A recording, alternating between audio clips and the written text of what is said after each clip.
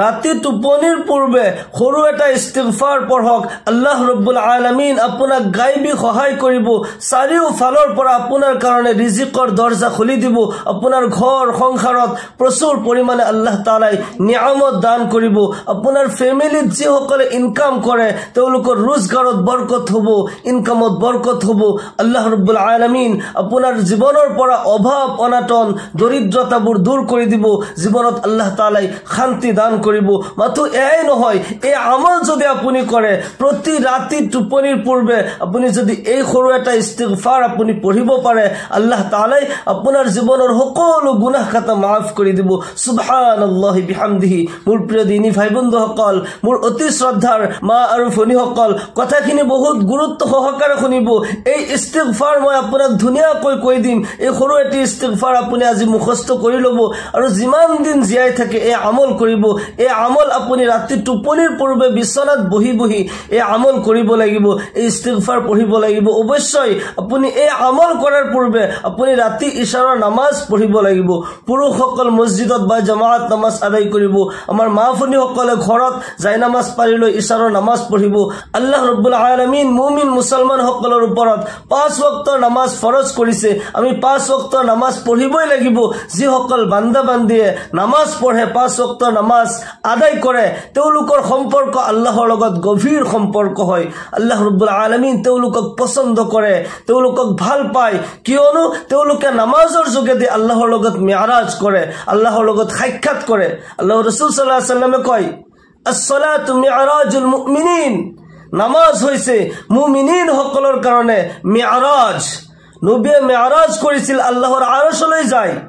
আৰু আমাৰ কাৰণে লৈ আহিছে এই জমিনতে মি'ৰাজ আমি এই জমিনতে আমি মি'ৰাজ কৰিব পাৰো এজন মুমিনে যেতিয়া নামাজ পঢ়ে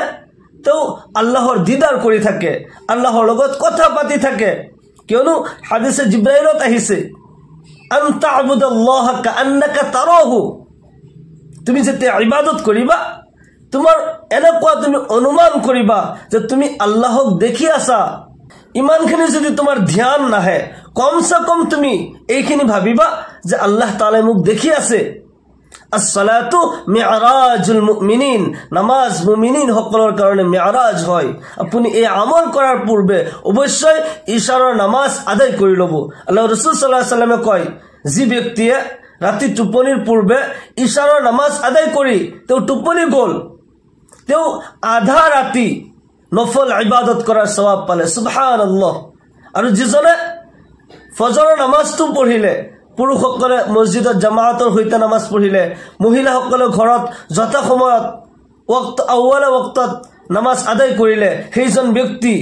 গোটেই ৰাতি নফল ইবাদত কৰাৰ সওয়াব পালে সুবহানাল্লাহ আল্লাহ ৰাব্বুল আলামিন আমাৰ ওপৰত 5 ওয়াক্তৰ নামাজ ফৰজ কৰিছে আমি 5 ওয়াক্তৰ নামাজ পঢ়িবই লাগিব নামাজ নপঢ়িলে কোনো ইবাদত কবুল নহয় যাৰ নামাজ নাই যিজনে নামাজ নপঢ়ে তাৰ কোনো দুআও কবুল নহয় নামাজ নপঢ়িলে দুআও কবুল নহয় কোনো আমলে কবুল নহব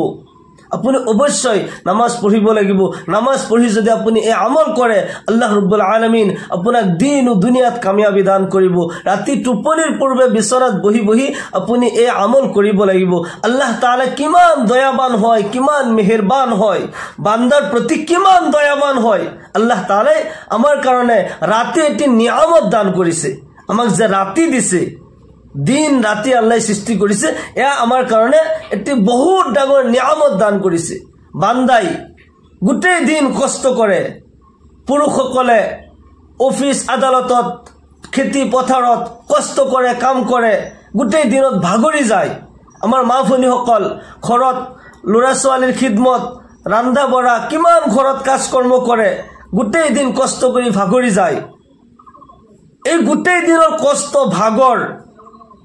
পলোৱাৰ কাৰণে শৰীৰত এটা শান্তি আহাৰ কাৰণে আল্লাহ ৰাব্বুল আলামিন আমাক ৰাতি দান কৰিছে আল্লাহ ৰাব্বুল আলামিন কোৰআনে কাৰীমত কয় ওয়াজআলনাল লাইলা লিবাসা ওয়াজআলনান নাহাৰা মাআশা মই দিনক সৃষ্টি কৰিছো যে মানুহে মাআশ কৰিব মেহনত কৰিব টকা পইচা ইনকাম কৰিব रोजगाৰৰ কাৰণে মেহনত কৰিব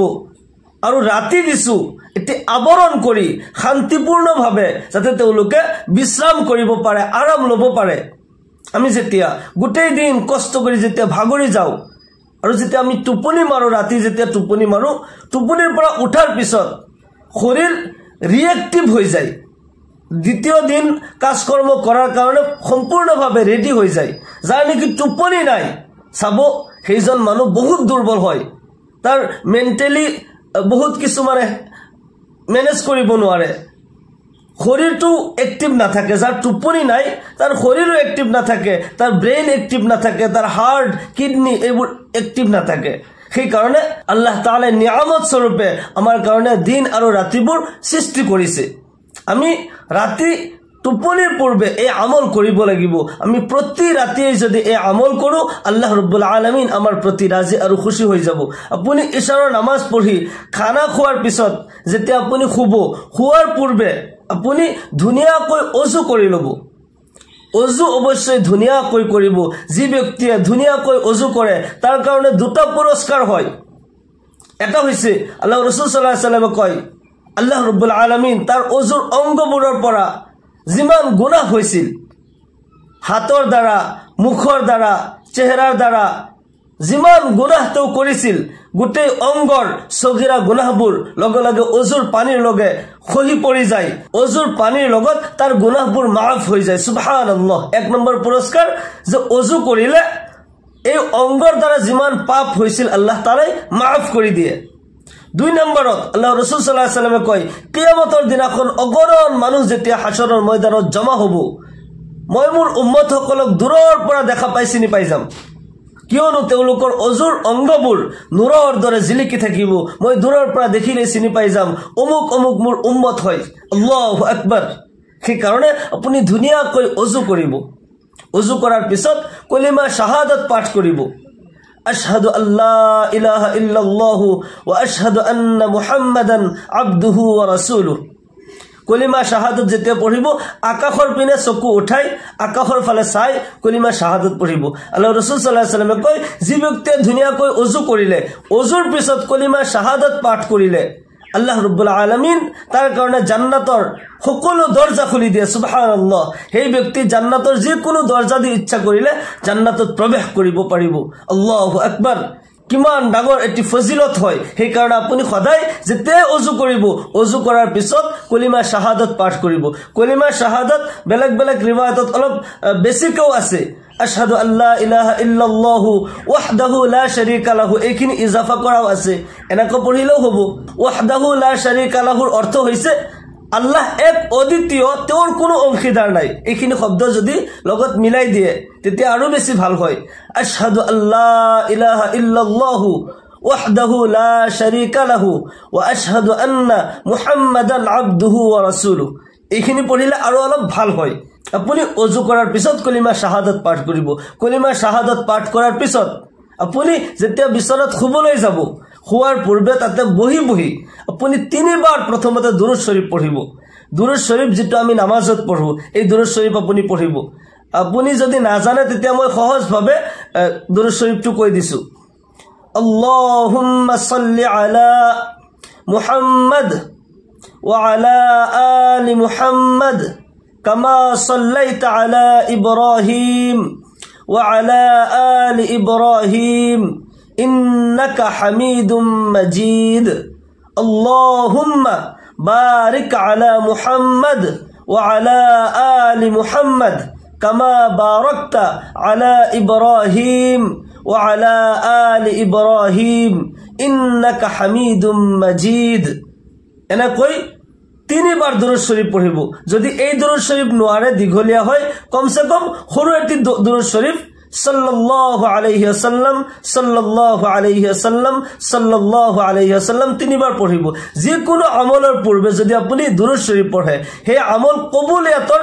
চান্স বেছি থাকে কিয়নো দুৰুদ শৰীফৰ বহুত ফজিলত আছে আল্লাহ ৰাসূল সাল্লাল্লাহু আলাইহি ওয়াসাল্লামে কয় যিজনে এবাৰ মোৰ ওপৰত দুৰুদ শৰীফ পাঠ কৰে আল্লাহ ৰাব্বুল আলামিন তাক লগে লগে তিনিটা পুৰস্কাৰ দিয়ে এটা হৈছে তাৰ নামে আমলৰ পৰা 10টা পাপ মোচন কৰি দিয়া হয় সুবহানাল্লাহ আকৌ 10টা নেকি তাৰ নামে আমলত উঠাই দিয়া হয় 3 নম্বৰ হৈছে আল্লাহ তাআলাৰ আদালতত তাৰ কাৰণে 10টা মৰ্যাদা বুলন্দ কৰি দিয়া হয় সুবহানাল্লাহ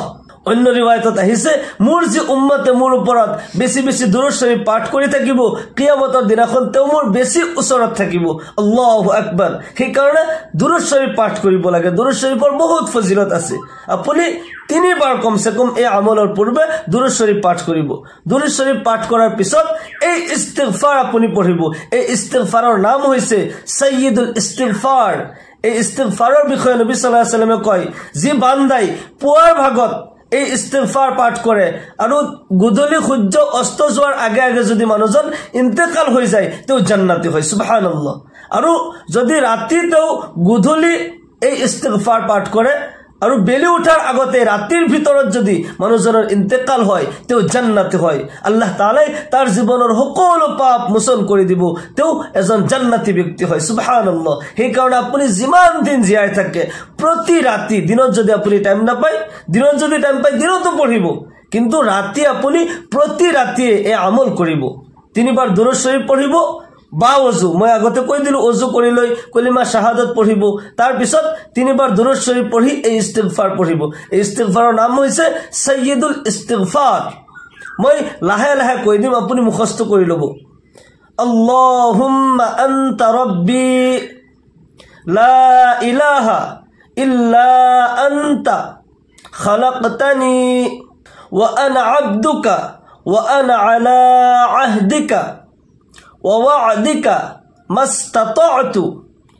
أعوذ بك من شر ما صنعت أبوء لك بنعمتك علي وأبوء لك بذنبي فاغفر لي فإنه لا يغفر الذنوب إلا أنت أقول كويسو اللهم أنت ربي لا إله إلا أنت خلقتني وأنا عبدك وأنا على عهدك ووعدك ما استطعت أعوذ بك من شر ما صنعت أبوء لك بنعمتك علي وأبوء لك بذنبي فاغفر لي فإنه لا يغفر الذنوب إلا أنت এই ইস্তিগফাৰ আপুনি তিনিবাৰ পঢ়িব তাৰ পিছত পুনৰাই তিনিবাৰ দুৰুদ শৰীফ পঢ়িব যেটো দুৰুদ শৰীফ আপোনাৰ সহজ হয় কমসে কম সাল্লাল্লাহু আলাইহি ওয়াসাল্লাম সাল্লাল্লাহু আলাইহি ওয়াসাল্লাম সাল্লাল্লাহু আলাইহি ওয়াসাল্লাম এনেকৈ তিনিবাৰ দুৰুদ শৰীফ পঢ়িব তাৰ পিছত আপুনি অলপমান আল্লাহৰ ওচৰত হাত তুলি দুআ কৰিব আপোনাৰ জীৱনৰ যিমান সমস্যা আছে আল্লাহ তাআলাৰ ওচৰত ব্যক্ত কৰিব বিছনাত বহি বিছনা অৱশ্যে আপোনাৰ পাক পবিত্ৰ থাকাটো জৰুৰী হয় পাক পবিত্ৰ বিছনাত আৰু আপুনি ওপৰত যায় নামাজ পাৰি লব তাশাহুদৰ সূৰাতত বহি আপুনি এই আমল কৰিব অলপমান দুআ কৰি তাৰ পিছত আপুনি শুই যাব খুদা আপুনি টোপনিৰ দুআটো পঢ়িব আল্লাহুম্মা বিসমিকা আমুতু ওয়া আহয়া